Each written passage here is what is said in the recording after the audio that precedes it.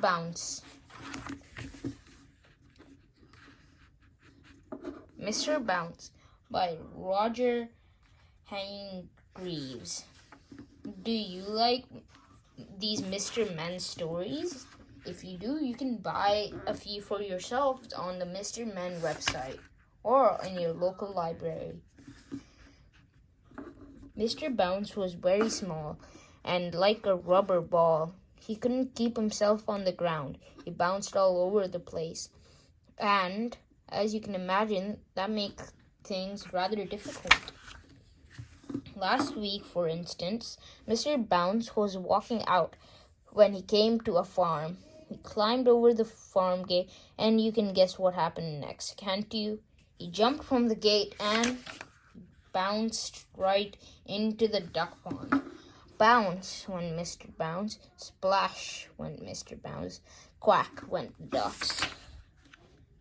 The other morning, for instance, Mr. Bounce was in bed. He woke up and jumped out of bed, and you can guess what happened, can't you? He bounced right down the bedroom door and down the stairs. Bounce, bounce, bounce, bounce, bounce. That happens quite often, which probably explains why Mr. Bounce leaves his bedroom door open every night.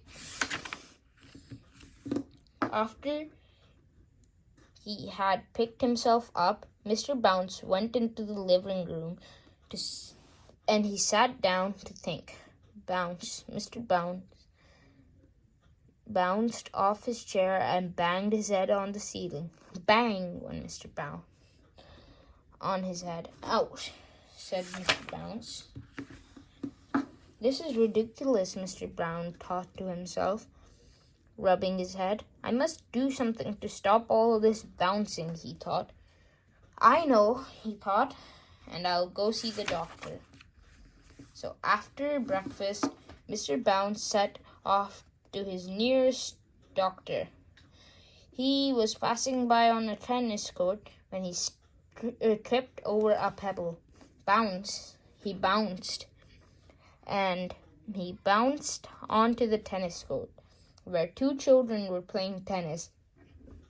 And you can guess what happened next, can't you? The children didn't realize Mr. Bounce was in a tennis ball and started hitting him with your tennis rackets. Backwards and forwards and bounce. Ooh, bounce. Ow! Bounce. Ouch.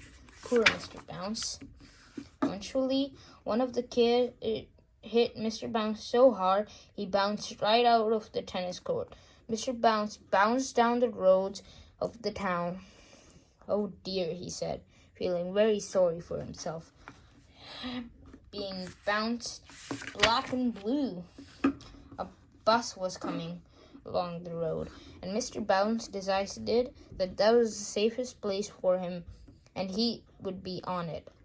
He got on and he sat down, a little more than feeling a little sorry for himself. The bus drove down into the town. The bus stopped outside the doctor's. Mr. Bounce stepped down from the bus, and you can guess what happened next, can't you? He didn't step down the pavement outside the doctor's. Oh no, not Mr. Bounce. He stepped off the bus and onto the pavement and bounced in the doctor's window.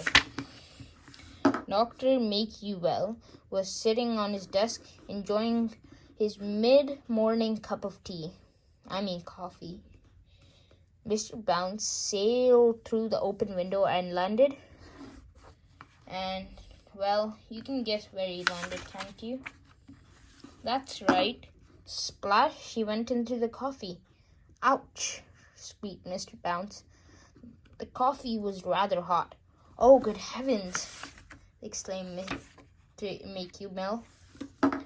After the doctor had finished Mr. Bounce out of his coffee, he sat him down for some blotting paper and to dry him out. He listened to what Mr. Bounce had to tell.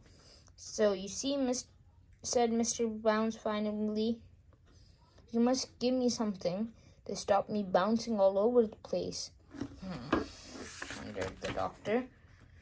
After some thought, Dr. Makewell went to his medicine cabinet and took out a tiny pair of red boots. These should do the tricks, to Mr. Bounce. Heavy boots, that should keep me from bouncing. Oh, thank you, Dr. Makewell, said Mr. Bounce, and he walked home in his red boots. Not bounce, he walked. That night, Mr. Bounce went to his bed in his heavy boots, and then he went to sleep. He waked up, and he yawned and stretched and bounced out the bed. You can guess what happened next. No, he didn't bounce down the stairs. He went straight to the bedroom floorboards and finished up in his kitchen. Isn't that a great story? Thanks for watching this one. Subscribe, and that's it. Bye.